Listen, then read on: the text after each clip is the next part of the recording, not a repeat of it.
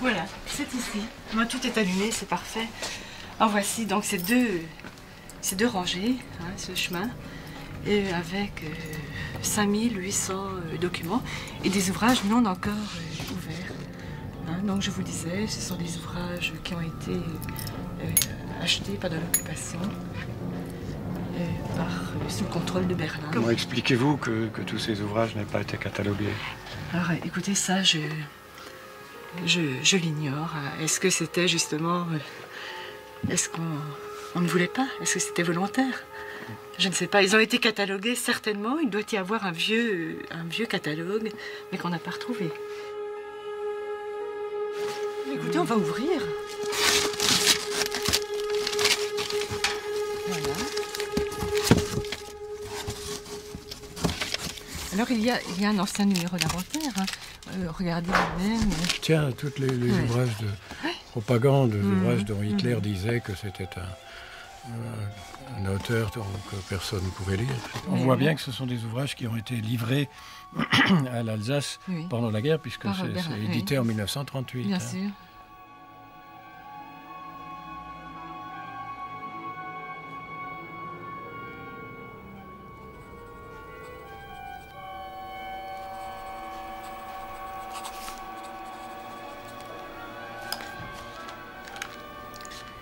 Nous sommes le 7 mars 2002 et j'entame ce jour un travail sur l'année 1942 qui porterait sur la vie quotidienne dans la région, bien plus que sur la vie politique ou tout ce qui résulte de l'incorporation de force en août 1942, sans que ceci soit complètement écarté de l'enquête. Alors bon, quelle est la situation de l'Alsace en janvier 1942 ? On peut dire ceci, depuis l'effondrement français du mois de juin 1940, l'Alsace est annexée de fait, et non pas de droit, par l'Allemagne nazie. Elle est placée sous l'autorité de Robert Wagner, qui est Gauleiter et Statthalter de Bade et d'Alsace.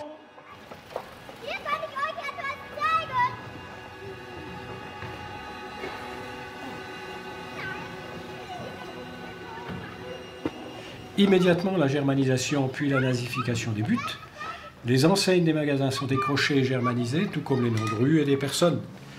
Le port du béret, l'usage de la langue française sont interdits, les bibliothèques sont expurgées et le système totalitaire s'installe alors à tous les niveaux. Déjà, la frontière entre la France et l'Allemagne a été déplacée vers le sommet des Vosges. L'Alsace est donc désormais allemande. Vichy proteste peu ou pas du tout. Telle est grossièrement dessinée la réalité de l'Alsace en ce début de 1942.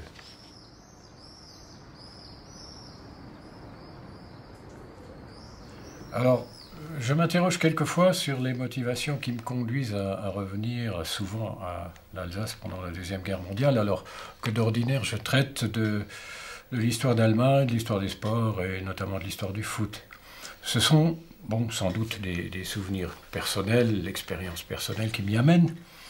Il faut bien avouer que même l'historien professionnel part quelquefois de sentiments personnels ou d'expériences vécues, alors que d'ordinaire il a une approche purement distanciée ou purement scientifique.